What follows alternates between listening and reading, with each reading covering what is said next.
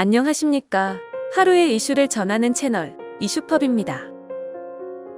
그래도 지구는 돈다. 갈릴레이의 명언으로 유명한 문구입니다. 1564년 2월 15일 피사의 몰락 귀족 피레네 가문에서 태어난 갈릴레오는 재정난 때문에 수익이 높은 의사가 되기 위해 피사 대학으로 입학하였습니다. 하지만 갈릴레오는 의학보다 수학에 흥미를 느껴 본격적으로 수학자의 길을 걷기 시작했습니다.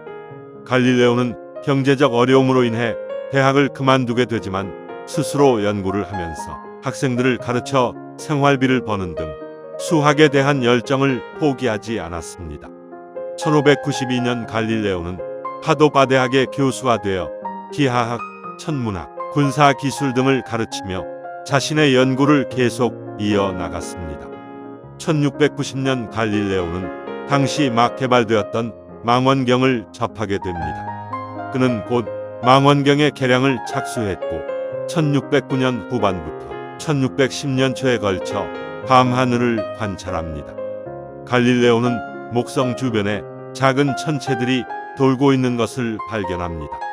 목성의 위성을 통해 우리는 지구가 1년 주기로 태양 주위를 회전하고 있으며 다시 그 지구 주위를 달이 돌고 있다는 사실을 너무나 두려워한 나머지 코페르니쿠스 체계를 거부하고 우주의 이러한 체계마저 거부해야 한다고 생각하는 사람들의 의심을 잠재울 수 있는 강력하면서 우아한 주장을 갖는다. 그리고 이제 우리의 눈앞에는 지구 주위를 도는 달처럼 목성의 주위를 배회하는, 그리고 그들 모두 12년의 공간을 태양 주위로 대회전하는 궤적을 밟는 4개의 별이 펼쳐 있다는 것을 인식해야 한다. 목성 위성의 발견으로 모든 천체는 지구를 중심으로 회전한다는 기존 관념을 무너뜨리는 순간이었습니다.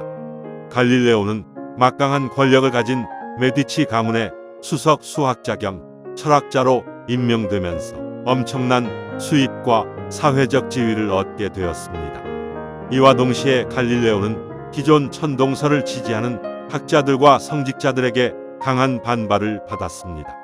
갈릴레오는 저서 두 우주 체계에 대한 대화를 발행한 지 6개월 만에 발행을 금지당했고 1632년 9월 23일 종교재판소에 출두하라는 편지를 받게 됩니다.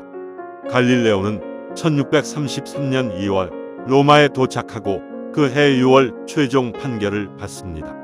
그는 종교재판에서 천동설을 인정하였지만 재판이 끝나고 나오면서 혼잣말로 그래도 지구는 돈다고 말했습니다.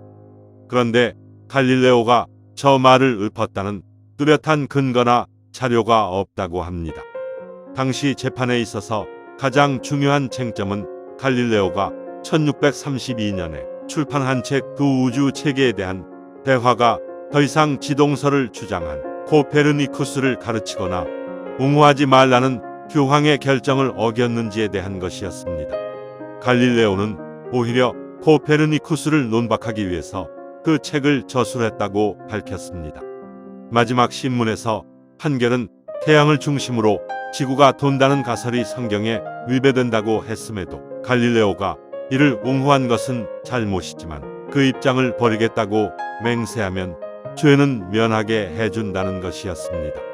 이에 갈릴레오는 이 결과를 받아들이고 자신의 주장을 포기한다는 각서에 서명했습니다. 갈릴레오는 당시 재판 상황에서 그래도 지구는 돈다는 위험한 발언을 할 만큼 무모하지 않았으며 정치적이고 실용적인 인물이었습니다. 갈릴레오가 그 말을 실제로 했는지는 알 수 없지만 그의 신념을 한마디로 함축하는 명언임에는 틀림없다고 생각됩니다. 오늘의 이슈는 여기까지입니다. 영상이 유익했다면 구독과 좋아요를 눌러주세요. 이상 이슈펍이었습니다.